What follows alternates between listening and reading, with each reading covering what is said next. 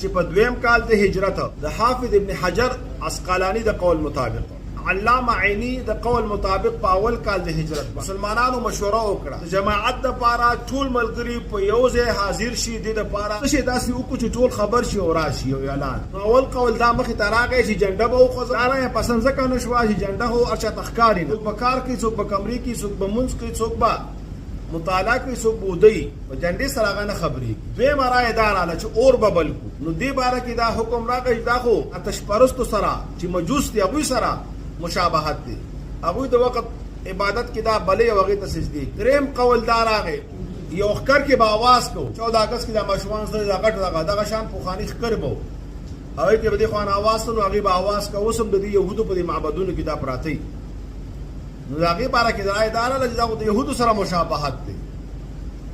دغې وجه اوس هم علما وایي چې دغه شیان ماشومان ته نه دي اخیستل پکار.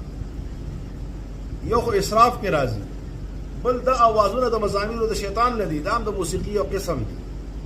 مشابهت دی د یهودو سره. یهودو په دغه وخت کې په خپلو عبادت خانو کې دغه ښکرونه او دغه نوي آلات غږی د عبادت په نیت باندې، لکه زمونږ بعضې بریلیان حضرات دا قوالي کوي په مقبرو کې او په جماعتونو کې. دا ټول د دین اسلام نه خبري ده، دا زمونږ د پیغمبر مهربان طریقه نه ده. یا مشابهت د یهودو سره دی او یا د فاجرو سره دی. قوالی بجاول او ډول او سورني دا د اسلام نښه نه ده او نه په اسلام کې دا جایز دی. نو لہذا د یهودو د دین یو حصہ دا ده چې هغوی دقه شی په دې دور کې څه کوي غږوي او د هغې نه پس به دعاګانې غواړي. یو قول پکې دا راغی چې ناقوس به ووهو.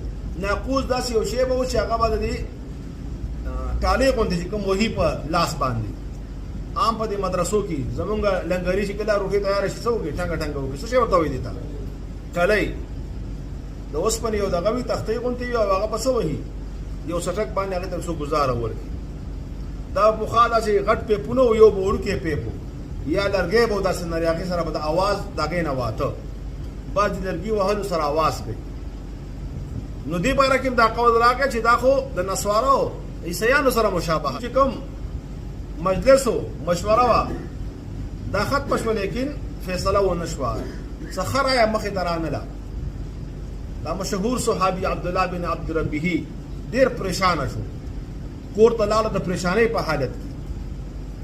کور والا ورته روټۍ پیش کړه، ده نه انکار وکړه. دغې حالت کې دا وده شو.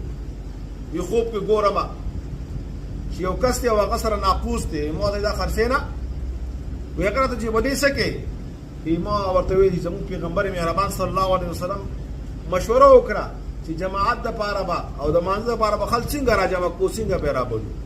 وی هغه راته د به دې نه زه ښه طریقه وښیم او هغه طریقه کلمات د اذان دي.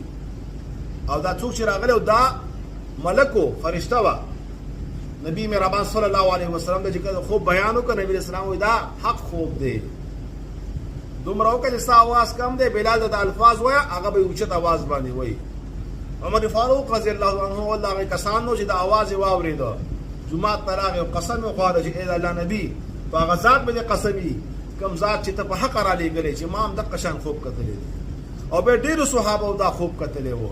د هغې نه پس د اذان مشروعیت راغی او حکم د اذان راغی او دقه کلمات دي. نو باب الاذان مشکات کې اول فصل کې علماء دقه تحقیق بیانوي. بیا د اذان الفاظ او د اقامت الفاظ او د هغې د جواب